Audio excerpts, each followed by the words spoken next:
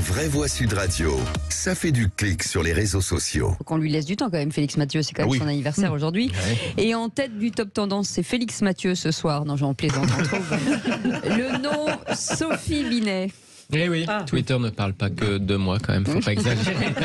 La nouvelle secrétaire générale de la CGT. Pas mal.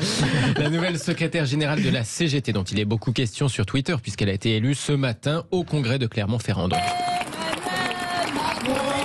Élection en forme de coup de théâtre après le duel annoncé entre deux autres candidates, l'une de la direction sortante, l'autre des opposants internes. C'est donc une troisième femme qui l'emporte, un choix salué par beaucoup de responsables de gauche ce soir sur Twitter. Historique, s'exclame la députée LFI Clémentine Autain.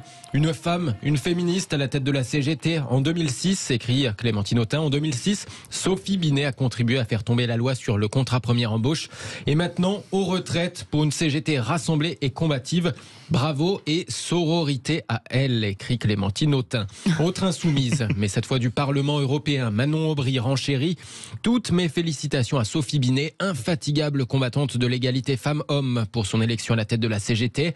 Ayant milité avec Sophie à l'UNEF, je suis certaine qu'elle saura mener un syndicat rassemblé et combative. Voilà beaucoup de réactions dans cette veine sur Twitter ce soir, notamment évidemment chez les responsables politiques plutôt proches de la gauche.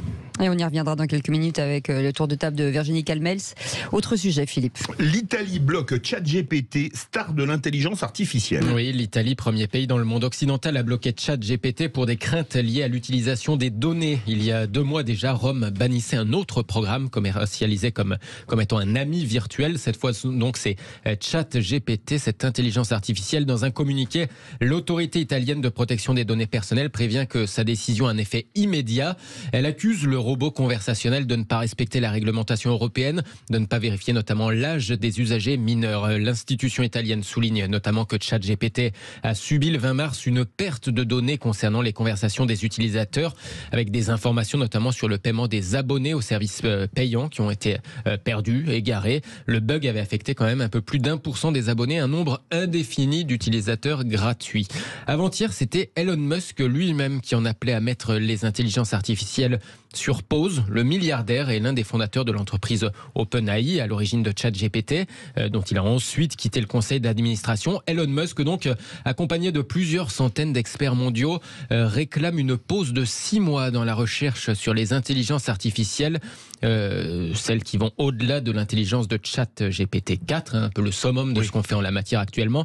Ils évoquent des risques majeurs pour l'humanité. Moi, je me tourne directement vers Virginie Calmels. Est-ce qu'il faut avoir peur de ce ChatGPT, puisque finalement, c'est l'instantanéité, le numérique, la technologie, l'innovation, on est à fond dedans. On parle d'une menace sur 300 millions d'emplois dans le monde. En fait, c'est comme souvent plus complexe qu'il n'y paraît. C'est-à-dire que c'est comme un peu, si on revient en arrière, à l'avènement d'Internet. Ça a produit le meilleur, ça a produit le pire. Et là, l'intelligence artificielle, elle est dans nos vies, elle est déjà là depuis longtemps et elle va pouvoir apporter des choses extrêmement positives. Je pense qu'à terme, on aura des diagnostics dans le domaine de la santé qui seront tellement plus performants parce que la machine saura reconstituer, comparer des microns de tumeurs et ainsi de suite. Donc des diagnostics qui seront toujours meilleurs que l'œil humain. Pour autant, on voit bien que ça fait froid dans le dos quand on voit que ça va tellement vite qu'aujourd'hui de peur de pas maîtriser. Exactement. Donc